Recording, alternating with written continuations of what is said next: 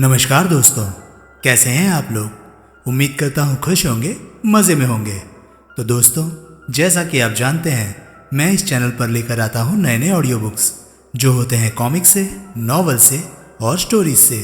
अगर आपको ऐसे कंटेंट पसंद है तो प्लीज़ मेरे वीडियोज़ को लाइक करें और चैनल को सब्सक्राइब करें, क्योंकि मैं ऐसे कंटेंट लाता रहता हूँ। तो चलिए दोस्तों, इसी नोट पर आज की वीडियो शुरू करते हैं। आज की वीडियो में मैं आपको सुनाने वाला हूँ पहली चोट नॉवल का चौथा पार्ट। इसके बाकी के 3 पार्ट्स आप ऑलरेडी सुन चुके होंगे, और अगर आपने नहीं सुने तो उनके लिंक्स आपको ऊपर आई बटन से मिल जाएंगे। तो चलिए दोस्तों, ज़्यादा देरी किए बिना शुरू करते हैं पहली चोट नॉवल का चौथा पार्ट। तुम नज़र क्यों नहीं आ रहे? वक्त आया तो तुम बहुत जल्द मुझे सामने खड़ा देखोगी। देवा और जग्गू से मेरे बारे में बात करके तुम सब कुछ समझ पाओगी। जो तुम्हारी समझ में नहीं आ रहा, तुम्हारी उलझन का एहसास है मुझे। अजीब सी हालत में नगीना खड़ी रही। मिन्नू को जानती हो? मिन्नू? नगीना के होंठों से निकला। मोना चौधरी की बात कर रहा हूँ मैं। 3 जन्म पहले उसका नाम मिन्नू था। तुम्हारी बातों को समझ कर भी नहीं समझ पा रही हूँ मैं। पहले जन्मों वाली बात मेरी समझ से बाहर है। सब कुछ तुम्हारी समझ में आ जाएगा। मैं मिन्नू की बात जानती हूँ। मोना चौधरी को देखा तो नहीं, लेकिन नाम सुन चुकी हूँ उसका। नगीना ने शांत स्वर में कहा। देवराज चौहान के साथ दुश्मनी है उसकी। हाँ, कई बार उनमें झगड़ा भी हो चुका है। फकीर बाबा का गंभीर स्वर कानों में पड़ा, लेकिन हर बार दोनों ही सलामत बच गए। लेकिन इस बार शायद ऐसा ना हो, कोई एक जान गंवा बैठे। क्या मतलब? नगीना के होठों से निकला। देवा इस वक्त बंसीलाल के पीछे है। फकीर बाबा की आवाज़ नगीना के कानों में पड़ रही थी। नगीना बेटी, देवा से कहो इस रास्ते पर ना चले, बंसीलाल का पीछा छोड़ दे। ये सब सितारों की चाल है। अगर देवा ने बंसीलाल का पीछा नहीं छोड़ा तो इसी रास्ते पर चलकर उसकी मिन्नों से खतरनाक टक्कर हो जाएगी। नगीना ने हौले से सिर हिलाया। तुम भविष्य का गर्भ जानते हो कि क्या होने वाला है? नगीना कह उठे। मैं उस हद तक ही भविष्य की बातें करता हूँ जो मुझसे वास्ता रखती हैं। फकीर बाबा की गंभीर आवाज़ नगीना के कानों में स्पष्ट पड़ रही थी। कभी कभी मेरे लिए भी भविष्य में झांकना असंभव हो जाता है। होठ जमाए खड़ी नगीना के चेहरे पर गंभीर सोच के भाव नजर आ रहे थे। तुम देवा की पत्नी का स्थान रखती हो इस जन्म में। फकीर बाबा की आवाज़ पुनः आई। चाहो तो देवा को इस रास्ते पर जाने से रोक सकती हो, भयानक टकराव से उसे बचा सकती हो। तुमने कहा कि तुम देवराज चौहान को जानते हो? नगीना बोली। हाँ, तो उन्हीं से इस बारे में बात करो, वो सुनेंगे। रात को मैंने देवा से बात की थी, लेकिन वो नहीं माना मेरी बात। देवा तो फिर तो इस बारे में मैं भी कुछ नहीं कर सकती। नगीना ने गंभीर स्वर में कहा। देवराज चौहान ने मुझे अपने कामों में दखल देने का हक नहीं दिया कि उन्हें मैं टोक सकूं। नगीना बेटी, तुम आने वाले वक्त का खतरनाक पहलू नहीं देख पा रही हो जो मुझे नजर आ रहा है। अगर तुमने देवा को रोक लिया तो समझो बहुत बड़े खून खराबे को तुमने मुट्ठी में बांध लिया। फकीर बाबा की आवाज़ में गंभीरता और व्याकुलता थी। कोई दूसरा रास्ता ना पाकर मुझे तुमसे बात करनी पड़ी। जग्गू से बात करने का मुझे कोई फ़ायदा नज़र नहीं आया। वो तो जन्म जन्मों से आंखें मूंद कर देवा की बात मान लेता है। ऐसे में वो मेरी बात को गंभीरता से लेकर देवा को नहीं समझाएगा। आने वाले वक्त में जो होने वाला है उसके बारे में मैंने तुम्हें बता दिया। मिन्नू और देवा का टकराव ना हो, वो आमने सामने ना पड़े, इसी में तुम लोगों का और मेरा भी भला है। अगर हो सके तो उनका टकराव रोकने की कोशिश करना। मैं जा रहा हूँ। नगीना कमरे में नज़रें दौड़ाने लगी। पहले भी कोई नज़र नहीं आ रहा था और अब भी कोई नहीं दिखा। गहरी चुप्पी छा गई वहाँ। नगीना समझ गई कि फकीर बाबा या पेशीराम जो भी वो है वो जा चुका है, लेकिन उसके मन में गहरी उलझने छोड़ गया था कि पूर्व जन्मों की क्या बात है। उसे कुछ भी नहीं मालूम। देवराज चौहान ने कभी उसे नहीं बताया और जगमोहन ने भी जिक्र नहीं किया कभी। मन में उत्सुकता और उलझन की गठरी बांधे नगीना कमरे से निकली और ड्राइंग हॉल में पहुंची। जगमोहन फोन के पास ही लंबे सोफे पर गहरी नींद में था। नगीना ने उसे नींद से उठाना ठीक नहीं समझा और वापस कमरे में आ गई कि जब वो सो के उठेगा तब फकीर बाबा के बारे में उससे पूछेगी, बात करेगी। लकड़ी का करीब 50 साल पुराना दरवाज़ा था, परंतु आज भी बेहद मजबूत था। पुराने शहरी इलाके के पतली गली के पुराने से मकान पर लगा था। देवराज चौहान दरवाजे के सामने ठिठका। दरवाजे का एक पल्ला खुला ही हुआ था। उसने हाथ से दूसरा पल्ला खोला और भीतर प्रवेश कर गया। ये एक छोटा सा कमरा था और बैठने के लिए कुर्सियों जैसा जो सोफ़ा नज़र आया वो भी 30-40 साल पुराने मॉडल का ही था। कमरा खाली था। बाबू भाई, देवराज चौहान ने पुकारा। बैठ जाओ। दूसरे कमरे से आवाज़ आई। आता हूँ। देवराज चौहान ने सिगरेट सुलगाई और आगे बढ़कर सोफे पर जा बैठा। चेहरा शांत किंतु सख्त सा था। नज़रों में ठहराव सा नजर आ रहा था। 3-4 मिनट के पश्चात दूसरे कमरे से निकलकर 55 वर्षीय व्यक्ति ने वहां कदम रखा। वो तहमत पहने था। इसके अलावा उसने कुछ नहीं पहन रखा था। साधारण कद का साधारण सा दिखने वाला व्यक्ति था वो। उसकी आंखें और होठों के भाव बता रहे थे कि वो जिंदगी के हर रंग से खेला खाया हुआ था। दोनों की नजरें मिली। कौन हो तुम? बाबू भाई ने गहरी निगाहों से देवराज चौहान को देखा। मैं तुमसे पहले कभी नहीं मिला। बाबू भाई हो तुम? देवराज चौहान की नज़र उस पर थी। हाँ, ये हमारी पहली मुलाकात है, कहते हुए देवराज चौहान ने कश लिया और सिगरेट एस्ट्रे में डाल दी। ये बात तुम ना भी बताते तो मुझे मालूम थी। बाबू भाई बैठता हुआ बोला। कौन हो तुम? अपने बारे में बताना ज़रूरी है? कोई ज़रूरी नहीं। बाबू भाई मुस्कुराया। ये तो बता सकते हो कि मेरा पता किसने दिया? सोहनलाल ने बताया था कि तुम जानकारियाँ बेचते हो। मैंने तुम्हारा पता याद रखा, अब ज़रूरत पड़ी तो आ गया। सोहनलाल? बाबू भाई ने सिर हिलाया। वही सोहनलाल तो नहीं जो गोली वाली सिगरेट पीता है और ताले तिजोरियाँ तोड़ने में उसे महारत हासिल है? हाँ, मैं उसी की बात कर रहा हूँ। बाबू भाई के चेहरे पर एकाएक ही मुस्कान दिखाई देने लगी। मैं ये बहुत अच्छी तरह जानता हूँ कि सोहनलाल पर देवराज चौहान की मेहरबानी रहती है। देवराज चौहान ने बाबू भाई की आंखों में झांका। तुमने सोहनलाल का जिक्र किया तो मैं तुम्हें हाथों हाथ पहचान गया, वरना शायद तुम्हारे जाने के बाद ही याद आता है कि देवराज चौहान मेरे पास आया था। तुम्हारी अखबार में छपी तस्वीर को बहुत अच्छी तरह से देख रखा है मैंने। यही सब कुछ याद रखना तो मेरा धंधा है। बाबू भाई के चेहरे पर हल्की सी मुस्कान थी। अब तुम्हें सामने देख लिया तो कभी नहीं भूल पाऊंगा तुम्हारे चेहरे को। कभी मैंने तुम्हारे ठिकाने के बारे में जानने की बहुत कोशिश की, लेकिन मालूम नहीं हो पाया कि तुम कहाँ रहते हो। उसे खामोश होता पाकर देवराज चौहान स्थिर लहजे में बोला। काम की बात करूं?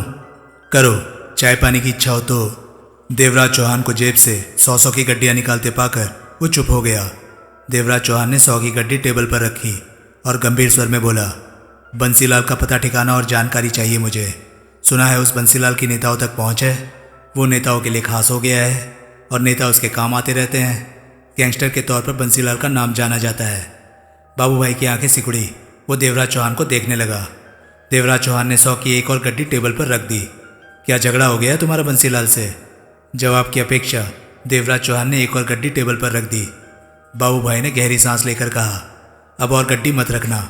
मेरे ख्याल से ये 3 गड्डियाँ भी तुमने ख़राब की हैं। 2-4 से पूछते तो बंसीलाल के बारे में तुम्हें आसानी से मालूम हो जाता। पैसे खराब करने के लिए तुम्हें सीधा मेरे पास नहीं आना चाहिए था। वैसे बंसीलाल के बारे में बताने को खास कुछ नहीं है, जो है वो सभी जानते हैं। देवराज चौहान ने हाथ में थाम रखी गड्डियाँ जेब में डाल ली और बोला, जो जानते हो वही बता दो, और मेरे जाने के बाद बंसीलाल को ये खबर मत भेज देना कि मैं उसके बारे में पूछताछ कर रहा था। ऐसा किया तो। देवराज चौहान, बाबू भाई गंभीर स्वर में कह उठा, मैं खबरें भेजता हूँ, ईमान नहीं। बंसीलाल के बारे में सब कुछ बताओ। बाबू भाई ने बताया। जब उसकी बात खत्म हुई तो देवराज चौहान बोला, इस वक्त बंसीलाल कहाँ मिल सकता है? मैं नहीं जानता। उसकी सब जगह बता दी हैं, वो कहीं भी मिल सकता है। कहते हुए वो गंभीर था। मुझे नहीं मालूम तुम्हारी बंसीलाल से क्या बात हो गई है, लेकिन इतना याद रखना कि बंसीलाल खतरनाक गैंगस्टर है। मरने मारने की वो परवाह नहीं करता। हर तरह के आदमी उसके पास हैं। मेरे ख्याल से मैं तुम्हें यूं ही समझा रहा हूँ, सब मालूम होगा तुम्हें। देवराज चौहान उठा, बाबू भाई को देखा, फिर बाहर निकलता चला गया। दिन के 11 बज रहे थे। देवराज चौहान भरे पूरे बाजार में शॉपिंग कॉम्प्लेक्स में पहुंचा। लगभग सभी दुकानें खुल चुकी थी। ग्राहक वहां ना के बराबर थे। बाबू भाई ने बताया था कि यहाँ दुकान को ऑफिस बना रखा था बंसीलाल ने, और मटके का नंबर लगाता था। फ़ोन पर या वैसे ही लोग आकर शाम को खुलने वाले मटके का नंबर लगा जाते थे। बंसीलाल को मटके से तगड़ी कमाई होती थी। सीढ़ियाँ तय करके देवराज चौहान पहली मंजिल की गैलरी में आगे बढ़ने लगा। दुकानों के ऊपर लगे बोर्डों पर दुकानों का नंबर लिखा था। उसे 21 नंबर की दुकान की तलाश थी। 2 मोड़ काटने के बाद देवराज चौहान ठिठका। सामने ही 21 नंबर की दुकान के एल्यूमिनियम के काले शीशे वाले डोर थे। वहाँ स्टूल पर चपरासी बैठा था। बोर्ड नहीं लगा था किसी तरह का, सिर्फ नंबर ही लिखा था 21। देवराज चौहान को पास आता देखकर चपरासी उठ खड़ा हुआ। किससे मिलना है साहब जी? चपरासी ने पूछा। किसी से नहीं, देवराज चौहान ने शांत स्वर में कहा। भीतर जाना है। काम? चपरासी का स्वर धीमा था। तुम्हें बताना ठीक नहीं होगा। देवराज चौहान के होठों पर मुस्कान उभरी। बता दीजिए, मुझे सब मालूम है। नंबर लगाना है। अब ये मत पूछना कि कौन सा नंबर लगाना है, क्योंकि शाम को वही नंबर खुलेगा। चपरासी ने बिना कुछ कहे दरवाज़ा खोल दिया। देवराज चौहान भीतर प्रवेश कर गया। दरवाज़ा बंद हो गया। भीतर एक तरफ डेस्क पर बैठी युवती 2 रजिस्टर खोले हिसाब वगैरह कर रही थी। सामान्य सी टेबल के पीछे कुर्सी पर 40 वर्षीय व्यक्ति बैठा था, जो कि फ़ोन पर किसी से बात कर रहा था और दूसरे फ़ोन की घंटी बज रही थी। 2 अन्य फ़ोन टेबल पर खामोशी के साथ मौजूद थे।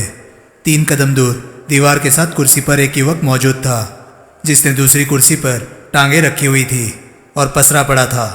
देवराज चौहान को देखते ही फ़ोन पर बात करने वाले ने उसे कुर्सी पर बैठने का इशारा किया। कुर्सी पर पसरे व्यक्ति ने और युवती ने एक निगाह उसे देखा, फिर लापरवाह हो गए। फ़ोन वाले ने अपनी बात समाप्त करके कागज़ पर कुछ लिखा। तब तक दूसरे फ़ोन की बजने वाली बेल बंद हो चुकी थी। नंबर लगाना है? उस व्यक्ति ने सीधे सीधे देवराज चौहान से पूछा। हाँ, देवराज चौहान शांत सा मुस्कुराया। मैंने तो सोचा था कि यहाँ बंसीलाल से मुलाकात होगी। बंसी भाई तो घंटा भर पहले ही यहाँ से गए हैं। आप बताइए कौन सा नंबर लगाना है? बंसीलाल कहाँ गया है? देवराज चौहान ने पहले वाले स्वर में पूछा। क्या मतलब? उसकी निगाह देवराज चौहान पर अटक गई। बंसीलाल कहाँ मिलेगा? जनाब का नाम? उसकी आवाज़ में इस बार हल्की सी सख्ती आ गई थी। सुरेंद्र पाल। बंसी भाई को क्यों पूछ रहे हो? बकाया हिसाब है, बराबर करना है, कहते देवराज चौहान ने सिगरेट सुलगा ली। मैं जल्द से जल्द बंसीलाल से मिलना चाहता हूँ। उस व्यक्ति ने कुर्सी पर पसरे युवक को देखा। वो इधर ही देख रहा था। क्या काम है बंसी भाई से? युवक ने उसी तरह पसरे देवराज चौहान को देखा। देवराज चौहान की गर्दन उस तरफ घूमी। तुम्हारे मतलब का काम नहीं है, ये मेरे और बंसीलाल के बीच की बात है, देवराज चौहान ने कहा। फ़ोन पर बात निपट सकती है तो शायद बंसी भाई से फ़ोन पर बात हो जाए। फ़ोन पर ही बात करा दो, देवराज चौहान ने कश लिया। युवक ने उस व्यक्ति को इशारा किया तो वो रिसीवर उठाकर नंबर मिलाने लगा। लाइन मिलते ही उसने कहा, बंसी भाई नमस्कार, कोई तुमसे बात करना चाहता है। कौन है? बंसीलाल का स्वर कानों में पड़ा। सुरेंद्रपाल नाम बताता है अपना, कहता है कोई हिसाब है। सुरेंद्रपाल? बंसीलाल के स्वर में अजीब से भाव आ गए थे। हाँ, वो कह रहा था। सुनो, मुरली वहीं है अभी, मैं सुरेंद्रपाल से बात करता हूँ। तुम इस बीच मुरली को इशारा कर देना कि इसे ख़त्म करना है, समझ गए? ठीक है बंसी भाई। वो व्यक्ति पहले जैसे स्वर में उठा। सुरेंद्रपाल से आपकी बात करा देता हूँ। लाश ठिकाने लगाने से पहले एक बार मुझे इसका चेहरा अवश्य दिखा देना। ऐसा ही होगा, कहने के साथ ही उसने देवराज चौहान की तरफ रिसीवर बढ़ाया। लो बात करो। देवराज चौहान ने रिसीवर थामा। बंसीलाल? देवराज चौहान के चेहरे पर कठोरता की परत आ गई थी। तो तुम हो सुरेंद्रपाल? बंसीलाल का कड़वा स्वर कानों में पड़ा। क्या मतलब? उसके लहजे पर देवराज चौहान की आंखें सिकुड़ी। थापर ने तुम्हारे बारे में बताया था कि तुम मुझे खत्म करने आ रहे हो। थापर? देवराज चौहान की आंखें और सिकुड़ गई। थापर तुमसे कब मिला? रात से वो मेरे पास ही है। बंसीलाल की आवाज़ में क्रूरता आ गई। मुंबई में प्रवेश करते ही मेरे आदमियों ने उसे पकड़कर मेरे पास पहुंचा दिया। देवराज चौहान का चेहरा कठोर हो गया।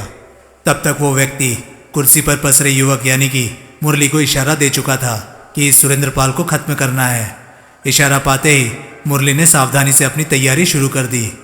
वैसे तो मैं थापर को रात को ही ख़त्म कर देता, अब तक तो कहीं से पुलिस को उसकी लाश मिल गई होती, लेकिन थापर का विश्वास तोड़ने के लिए मैंने कुछ देर के लिए उसे जिंदा रख लिया। कैसा विश्वास?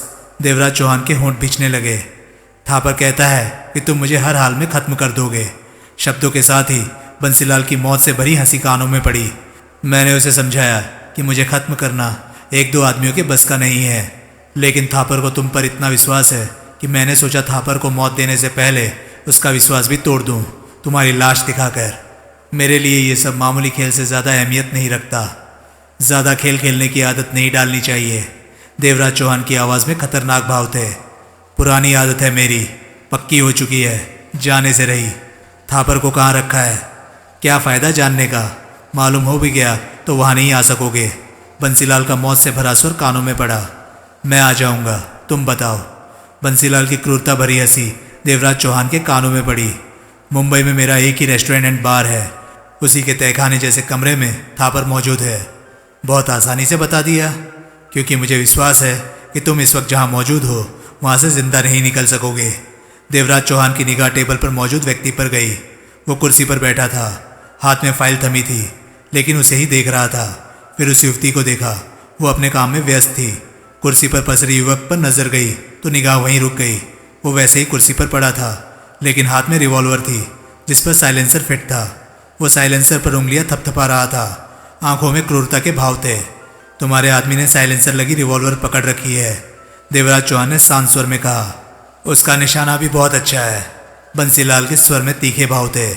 रिसीवर रखते ही वो तुम्हें शूट कर देगा। उसे इतनी तमीज़ है कि जब दो आदमी बात कर रहे हो तो बीच में दखल नहीं देना चाहिए।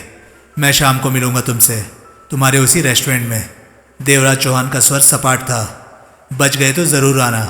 बंसीलाल की खतरनाक हंसी उसे देखते हुए कानों में पड़ी। मैं इंतज़ार करूंगा, लेकिन एक बात मैं अवश्य पूछना चाहूँगा कि तुम हो कौन? कम से कम सुरेंद्रपाल तुम्हारा असली नाम तो नहीं हो सकता। इस बात का जवाब मैं तुम्हें शाम को दूंगा, तुम्हारे ही रेस्टोरेंट में। बेकार है, तुम अभी मर जाओगे। मैं फ़ोन बंद कर रहा हूँ। इसके साथ ही लाइन कट गई। देवराज चौहान ने रिसीवर इस तरह कान से लगाए रखा जैसे उधर से बंसीलाल की बात को सुन रहा हो। मुरली रिवॉल्वर थामे तैयार था कि उसकी बात खत्म हो और वो उसे शूट करे। उसी पल पलक झपकते ही देवराज चौहान ने फुर्ती से रिवॉल्वर निकाली। वहाँ मौजूद कोई भी कुछ समझ नहीं पाया। मात्र 3-4 सेकंड का खेल रहा। देवराज चौहान ने हाथ में दबी रिवॉल्वर से गोली निकाली और मुरली की नाक तोड़ती हुई सिरे के पीछे वाले हिस्से से बाहर निकल गई। साइलेंसर लगी रिवॉल्वर उसके हाथ से छूटकर नीचे गिर गई। मुरली का सिर एक तरफ लुढ़क गया था। धार की तरह खून बहकर नीचे फर्श पर गिरने लगा। फायर का तेज धमाका हुआ था वहाँ। वो व्यक्ति और युवती हक्की बक्की सी रह गई। मुरली को मरता पाकर उनके होठों से कोई शब्द नहीं निकला। चेहरे फक थे और उनके गले डर से सूख रहे थे।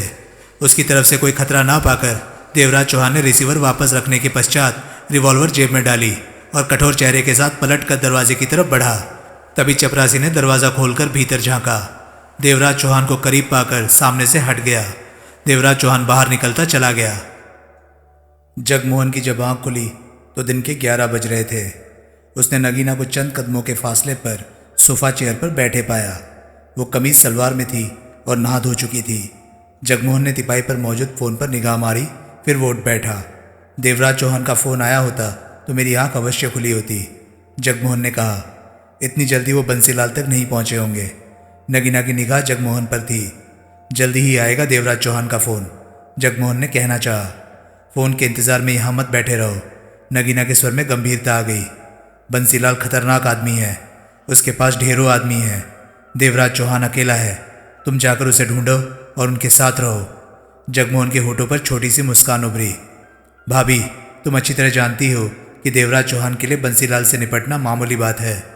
खुद पर ज़रूरत से ज़्यादा विश्वास हो तो इंसान को उसका विश्वास ही मार डालता है। मुझे देवराज चौहान पर विश्वास है। कम है या ज़्यादा, इस पर मैंने कभी ध्यान नहीं दिया। फ़कीर बाबा कौन है? नगीना की नज़रें एकटक जगमोहन पर थी। जगमोहन ने चौंक कर नगीना को देखा। क्या? उसके होंठों से निकला। फ़कीर बाबा या पेशीराम कौन है? नगीना का स्वर बेहद शांत था।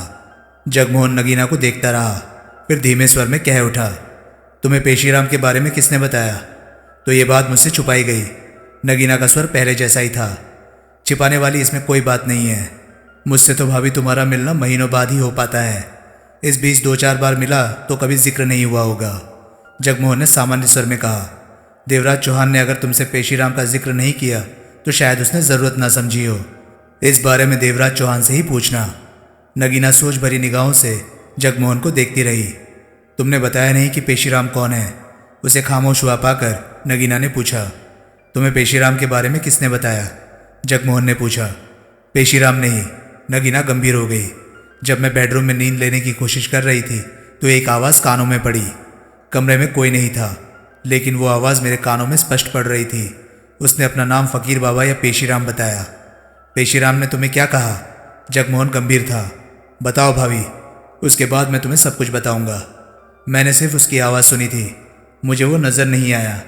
जाने वो क्या कह रहा था कि वो तपस्या कर रहा है। उसने मुझसे कहा कि मैं देवराज चौहान, जिसे कि देवा कह रहा था, उसे बंसीलाल के पीछे जाने से रोकूं। नगीना के स्वर में गंभीरता थी, क्योंकि ऐसा करने से देवराज चौहान की ज़बरदस्त टक्कर मोना चौधरी से होगी। मोना चौधरी को वो आवाज़ मिन्नो कह रही थी। ओह! जगमोहन व्याकुल सा हो उठा। उसने कहा कि इस बारे में देवराज चौहान से भी कहा, लेकिन वो उसकी बात नहीं माना।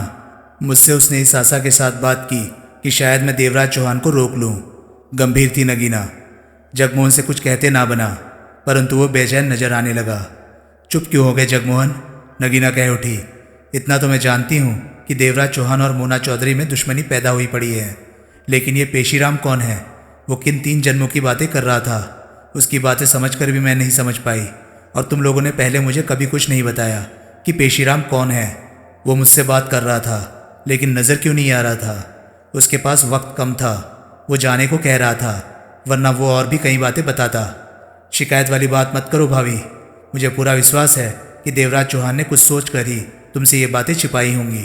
कभी जिक्र नहीं छिड़ा होगा इन बातों का, जगमोहन ने सोच भरे स्वर में कहा। अब तो जिक्र छिड़ गया। हाँ, कभी पहले बात हुई होती तो मैं पहले ही बता देता।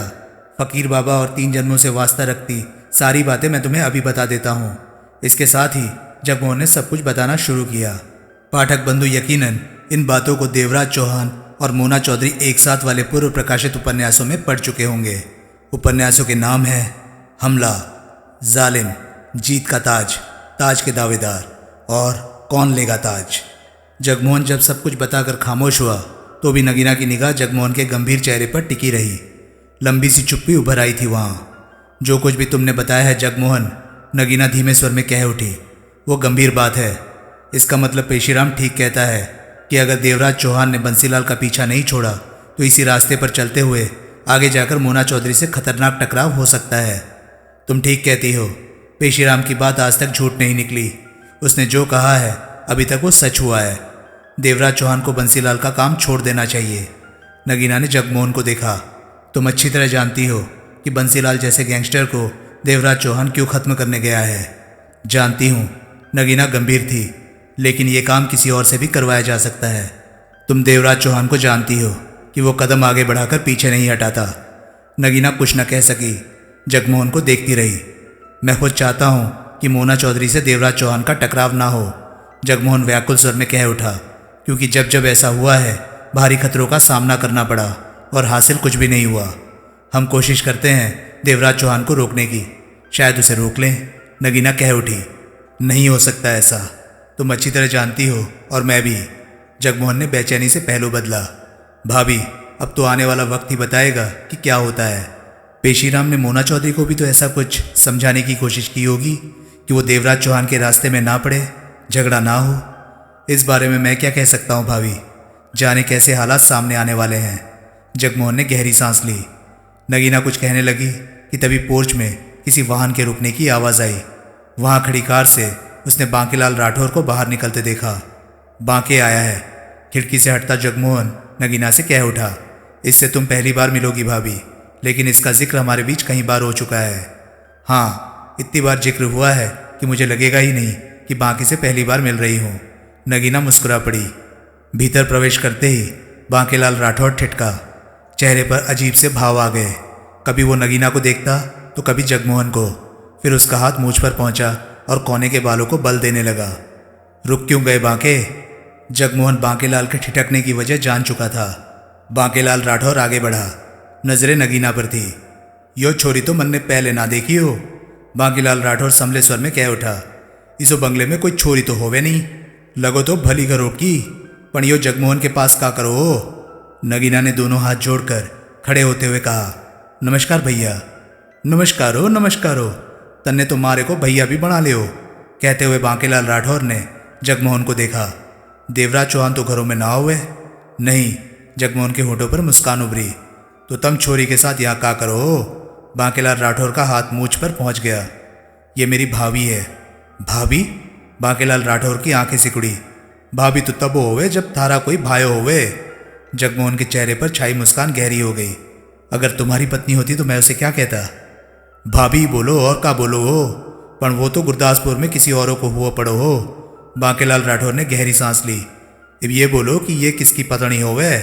देवराज चौहान की। बांकेलाल राठौर ने खा जाने वाली निगाहों से जगमोहन को घूरा। तुम्हारे को बेवकूफ़ बनाया हो? स्वर में तीखापन आ गया। मैं सच कह रहा हूँ, देवराज चौहान के नाम पर मैं कोई मजाक नहीं करता। ये बात तुम भी अच्छी तरह जानते हो। नगीना भाभी के बारे में थापर अच्छी तरह जानता है। थारी बात सचो होवे पर मारे को विश्वास ना आए। कबो किया देवराज चौहान ने ब्याह?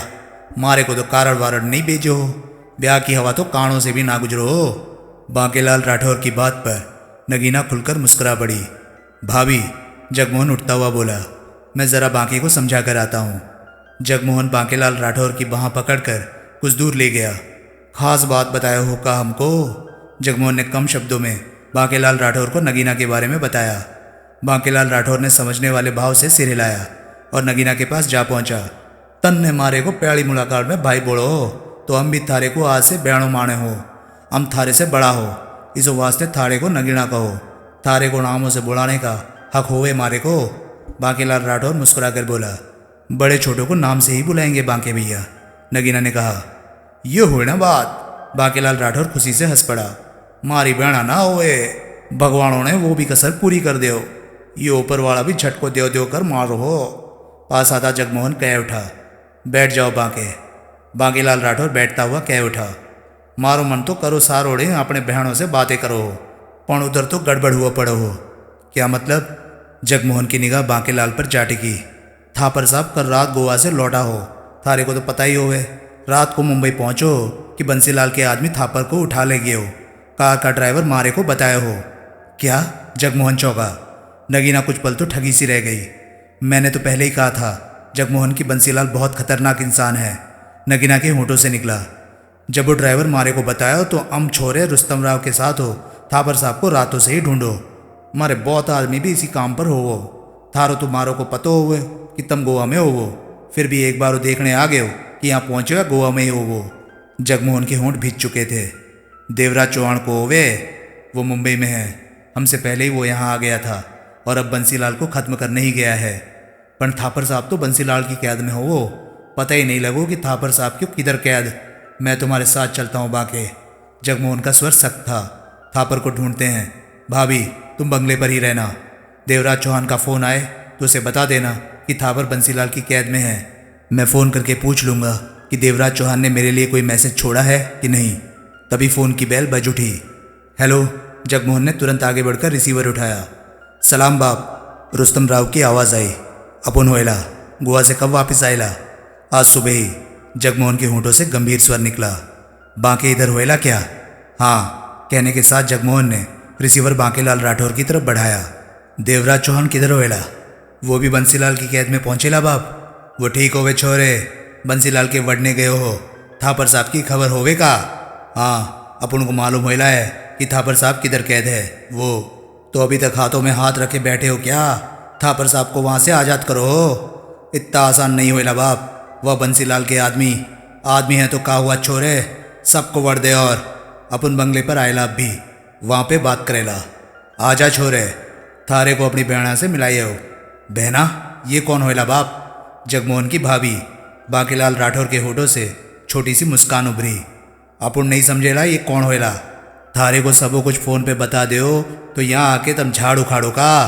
कहने के साथ ही बांकेलाल राठौर ने रिसीवर रखा और दोनों को देखते हुए गंभीर स्वर में बोला, छोरे को मालूम हो गए हो कि थापर साहब कहाँ पे कैद हो गए?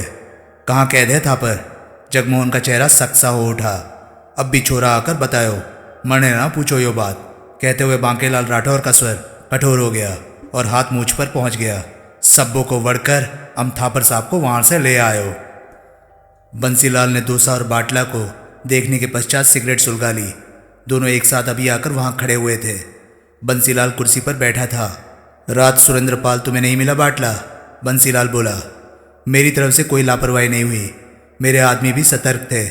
इस पर भी सुरेंद्र पाल नहीं मिल पाए हो तो ये हो सकता है कि वो पहले मुंबई में प्रवेश कर गया हो या फिर बहुत देर से। बंसीलाल ने कश लिया। वो इस वक्त मुंबई में है। कुछ घंटे पहले उससे मेरी बात हुई थी। आपकी बात? हाँ, तब वो मटके के नंबर लगाने वाले ठिकाने पर मौजूद था। बंसीलाल के होठों में कसाव आ गया। वो वहाँ कैसे पहुँचा? दूसा ने मुंह खोला तो आगे के 2 टूटे दांत की वजह से वो भयानक सा दिखने लगा। मैं नहीं जानता। बंसीलाल एक एक शब्द चबाकर कह उठा। वहाँ मुरली मौजूद था। मुरली को खबर थी कि सुरेंद्र पाल को ख़त्म करना है। सुरेंद्र पाल मुझसे फ़ोन पर बात कर रहा था। उसे इंतज़ार था कि सुरेंद्र पाल रिसीवर रखे और वो उसे शूट करे, लेकिन सुरेंद्र पाल ने उसे शूट कर दिया। मुरली को दूसा और बाटला की नज़रें मिली। मुरली ने हमारे साथ कुछ बार काम किया है, दूसा बोला। वो लापरवाह आदमी नहीं था, निशानेबाज भी अच्छा था। बाटला के माथे पर बल आ गए। दोनों की निगाह पुनः बंसीलाल पर जा टिकी। सुरेंद्र पाल को साफ करना है। दूसा का स्वर एकाएक क्रूरता से भर गया। मुझे पूरा विश्वास था कि मुरली उसे ख़त्म कर देगा।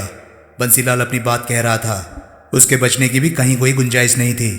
ऐसे में जब उसने पूछा कि थापर कहाँ कैद है तो मैंने बता दिया कि मेरे बार एंड रेस्टोरेंट के बेसमेंट में कैद है। उसे कैसे मालूम हुआ कि थापर आपकी कैद में है? मैंने बताया था। बंसीलाल का चेहरा सख्त था। अब हालात ये है कि सुरेंद्रपाल थापर को छुड़ाने के लिए रेस्टोरेंट में अवश्य आएगा। कोई दिक्कत नहीं, थापर को वहाँ से हटाकर कहीं और रख देते हैं। कोई फ़ायदा नहीं, सुरेंद्रपाल रेस्टोरेंट की निगरानी करता भी हो सकता है। दोसा और बाटला की नज़रें पुनः मिली। वो अकेला तो नहीं हो सकता, उसके साथ और भी आदमी होंगे। मालूम नहीं, बंसीलाल ने सिर हिलाया। मटके वाले ने वहाँ उसे अकेला ही देखा था। जाहिर है उसके साथी बाहर मौजूद होंगे, तब कुछ भी हो सकता है। बंसीलाल ने सिर हिलाया। वैसे वो जो भी है उसकी असलियत कुछ और है। वो सुरेंद्रपाल नहीं। ये नाम मैंने पहले कभी नहीं सुना और मामूली शख्स मेरा रास्ता काटने की चेष्टा नहीं कर सकता। बात तो सही है। अब मैं सुरेंद्रपाल को कम नहीं समझता जब से उसने मुरली को मारा है। बंसीलाल दोनों को बारी बारी देखता कह उठा, ये आज किसी भी वक्त थापर को छुड़ाने के लिए रेस्टोरेंट में आ सकता है। उसका निशाना मैं हूँ। वो मुझे ख़त्म करना चाहता है। मैं रेस्टोरेंट तुम दोनों के हवाले कर रहा हूँ कि जब भी सुरेंद्रपाल आए तो बिना किसी शोर शराबे के उसे ख़त्म कर दो कि किसी को कानो कान खबर भी ना हो। रेस्टोरेंट की साख नहीं बिगड़नी चाहिए। वैसे शाम को मैं भी रेस्टोरेंट में मौजूद रहूँगा। सुरेंद्रपाल को हम पहचानेंगे कैसे? मटके वाले ऑफिस से उसका हुलिया अच्छी तरह समझ लो, बंसीलाल ने कहा। वैसे उस हुलिये पर निर्भर मत रहना, वो वेश बदल कर भी रेस्टोरेंट में आ सकता है। दोसा और बाटला उठे, बंसीलाल से इजाज़त लेकर बाहर आ गए। दोसा, बाटला बोला, मुझे लगता है सुरेंद्रपाल कोई मुसीबत खड़ी करेगा। जिसने मुरली को ख़त्म कर दिया वो हमें मुसीबत के अलावा दे भी क्या सकता है। कहकर दोसा मुस्कुराया तो टूटे हुए दांतों की वजह से खतरनाक नजर आने लगा। लेकिन हम उसके लिए मुसीबत बन जाएंगे। बंसी भाई को डर है कि सुरेंद्रपाल कहीं ज़्यादा मुसीबत खड़ी ना कर दे, तभी हम दोनों को आगे कर दिया। डर नहीं, बंसी भाई को पूरा यकीन है कि सुरेंद्रपाल उसके लिए मुसीबतें खड़ी करेगा, तभी तो सारी मुसीबतों का टोकरा हमारे सिर पर रख दिया। अब टोकरे को भुगतना तो पड़ेगा ही। दोसा का स्वर ठंडा था। तो दोस्तों, ये था पहली चोट नॉवल का चौथा पार्ट। आपको ये पार्ट कैसा लगा प्लीज़ कमेंट सेक्शन में मुझे अपनी राय ज़रूर बताएं। और हाँ, अगर आपको मेरे वीडियोस पसंद आ रहे हैं तो प्लीज़ उन्हें लाइक करें और चैनल को सब्सक्राइब करें, क्योंकि मैं ऐसे कंटेंट लाता रहता हूँ। तो चलिए दोस्तों, मैं मिलता हूँ अब आपसे अगली वीडियो में। तब तक के लिए नमस्कार, गुड बाय। सेफ रहिए, खुश रहिए, मज़े करिए।